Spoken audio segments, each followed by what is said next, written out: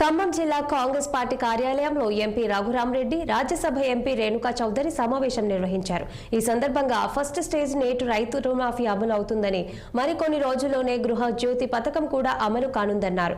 Congress party ఎన్నికల ముందు ఇచ్చిన 6 గ్యారంటీలలో ఇప్పటికే 4 అమల్లోకి ఉన్నాయని, తాజాగా సీఎం రేవంత్ రెడ్డి ప్రభుత్వ పథకాలపై గ్రామ స్థాయిలో తీసుకెళ్లాలని కోరనున్నారు. రేణుకా చౌదరి సలహా మేరకు ఖమ్మంలో మంచి గ్రంథాలయం కట్టే విధంగా కృషి చేస్తామని ఎంపీ వ్యాఖ్యానించారు. జిల్లాలో రైతులు రుణమాఫీపై రైతులు సంతోషం వ్యక్తం చేస్తున్నారన్నారు. ఖమ్మం జిల్లా అభివృద్ధి మళ్లీ పరుగులు పెడుతుందని ఎంపీ రేణుకా చౌదరి ఆశాభావం వ్యక్తం చేశారు.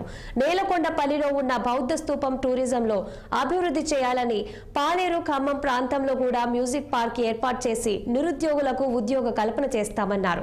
జిల్లాలో వెటర్నరీ మెడికల్ కాలేజీని టూక్స్ ఇన్స్టిట్యూట్ ఏర్పాటు చేస్తామని, పాలేరు నియోజకవర్గంలో ఆర్మీ కోచింగ్ సెంటర్ ఏర్పాటుకు కృషి చేస్తామని ఎంపీ రేణుకా చౌదరి వ్యాఖ్యానించారు.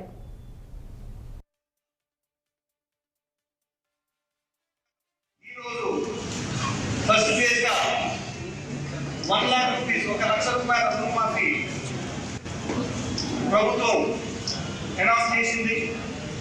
దాంతోపాటు ఈ 7 నెలల్లో గృహజ్యోతి అనేది 600 కోట్ల రూపాయలు ఆల్రెడీ రిలీజ్ చేయబడింది అనమాట. ఫ్రీ బస్ సర్వీస్ మీకు తెలిసిన విషయమే. మహాలక్ష్మి పథకం అనేది 2000 కోట్ల రూపాయల కంటే ఎక్కువగా రిలీజ్ అయింది అనమాట.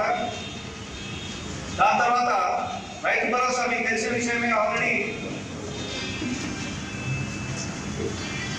157 లక్షల ఎకరాలకి ఆల్రెడీ 7,500 కోట్ల రూపాయలు ఆల్రెడీ రిలీజ్ చేశామన్నమాట.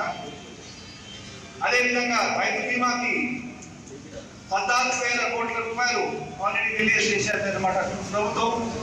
ఈరోజు